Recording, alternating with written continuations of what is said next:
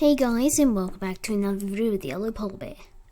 This is Windows XP, Microsoft's best-selling and most popular operating system of all time from the year 2001, but it has lost support as of April 8, 2014, which means there are no more security updates, which means your computer can be more vulnerable to viruses if you're still using XP.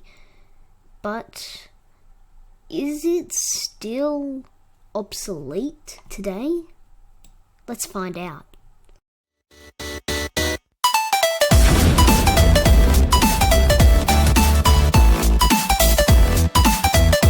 This, my friends, is Windows XP. It had a new welcome screen instead of that little box at the top. Though it was an optional feature, you can still change an XP.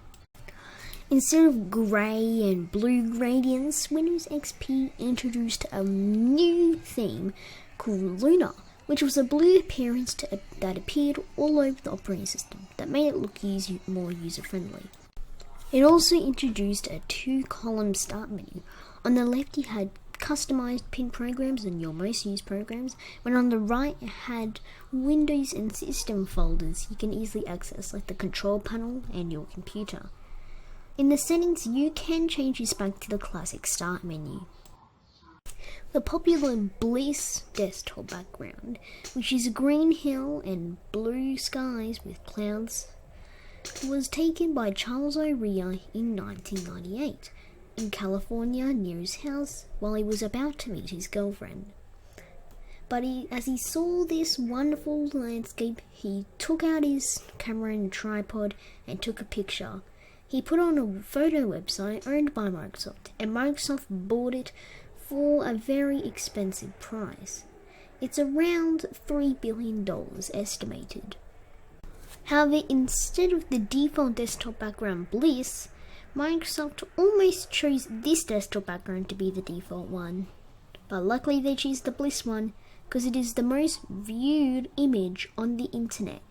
You see that pixely font on Windows XP and how it was viewed in also old operating systems? And you know how clear the font is today? Well, the clear font you see today on computers are ClearType, and Windows XP was the first operating system to introduce it. You can change this to ClearType by right-clicking on the desktop, going to Properties, going to Appearance, clicking on Effects, and changing the standard font type to ClearType. This was meant for LCD monitors to make it look better. But since this is an old operating system from Windows XP from 2001, I think the standard font type looks a lot better and suits it more.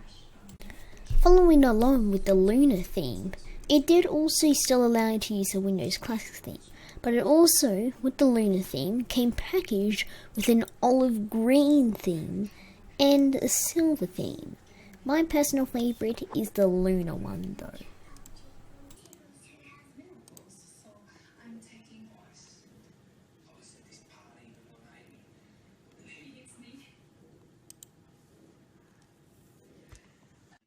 Now we are going to test to see if Windows XP is still obsolete in 2016. I've got 9 pieces of software from all categories that are used very popularly and day to day from many people. We're going to see if they still work on Windows XP.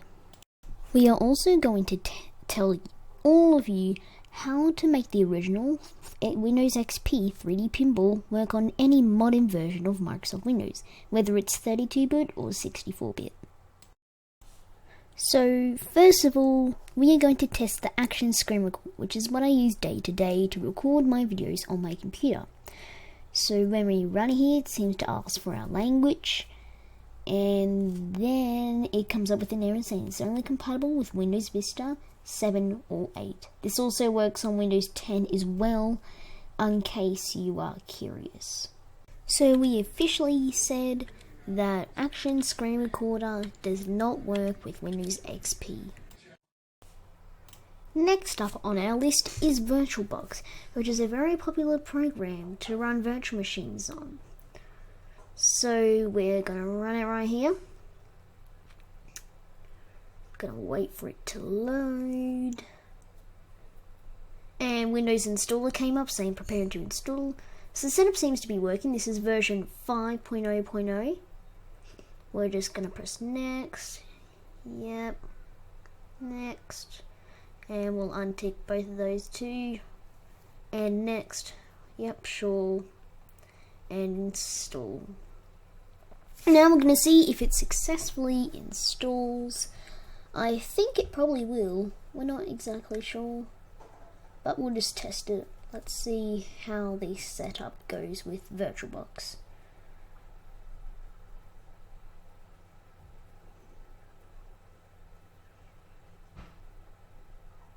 Oh, and it looks like we got an error. The software you're installing does not pass the Windows XP Windows logo testing to verify its compatibility with Windows XP. So apparently it is not compatible with Windows XP whatsoever. It will allow you to install it, but it's recommending you don't in case something happens to your computer. So we just cancelled it right there, and installation failed. We got a little error there, so it doesn't work. So we just officially confirmed that VirtualBox does not work with Windows XP. So now on the test for Google Chrome and Firefox. So if I go to the start menu, go to all programs, we can see that Google Chrome is in fact already installed on the computer, and we will test Mozilla Firefox. So this computer isn't connected to the internet, so we can't test its speed and stuff, but that won't be a difference. It depends on the internet. And just to prove this is the latest version of Google Chrome, we are using version 47. So now we're going to test if Firefox works. So start menu again, all programs, and where's Firefox? Oh, there's Firefox. And Firefox takes a long time, as we all know, to open up. So yep, Firefox seems to be functioning. This is where is it? Oh, there. Yep, right there. Alright. It is version 31.0. So there you go. It works. So Chrome and Firefox get the tick of approval. So we are now testing VLC Media Player, so we're gonna go to all programs, and as you can see, VLC Media Player is installed already, so it should work.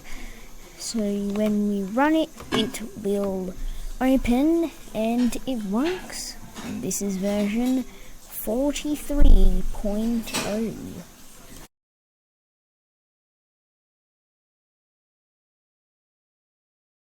VLC seems to work perfectly fine on Windows XP.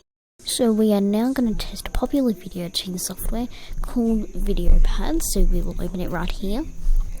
Terms and agreement, we will of course accept that anyway. We don't want to install their other software. And screen flashes, epilepsy warning. And yeah, it looks like it works apparently. So we can make a new project and insert videos, and it'll work fine.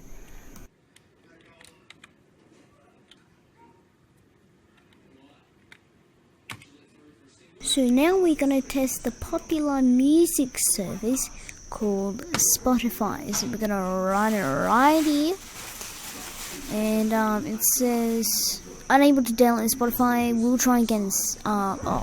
Okay, it's because this machine isn't connected to the internet, but I googled it and it said it's not compatible with XP, so we already know that.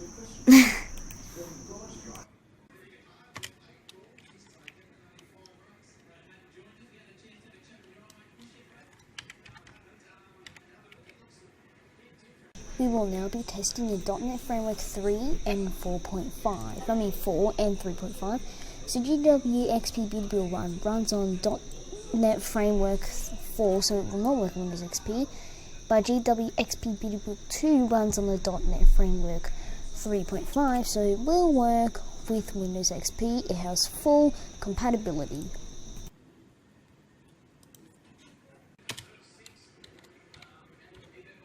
So we are now testing Slenderman, and the very organized thief to see if they are compatible with Windows XP.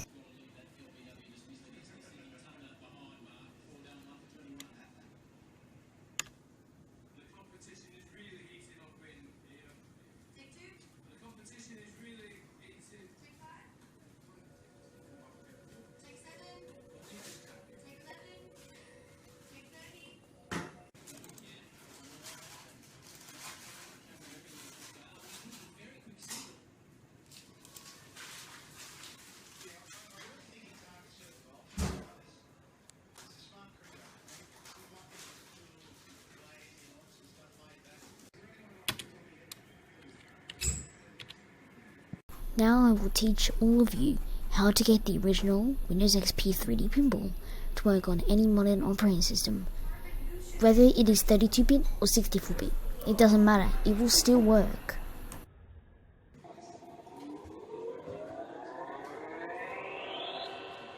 We all love those classic sounds, don't we? So all you need to be aware of is that you have a Windows XP computer. It can be a virtual machine. So all you need to go is you need to go to My Computer, go to your hard drive, go to the Program Files folder and click on Windows NT. If you see the Pinball folder, you are on the right track.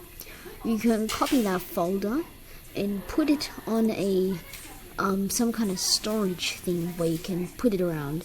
For example, I'm just going to use my USB, so we will paste that in there, and boom, I have 3D Pinball, and I can put on my Windows 10 computer, and it works. Well, thank you all for watching this video. Be sure to give it a big thumbs up if you enjoyed it, add to your favorites, and share with your friends, and subscribe. And I think we have to say goodbye to Windows XP, so bye guys.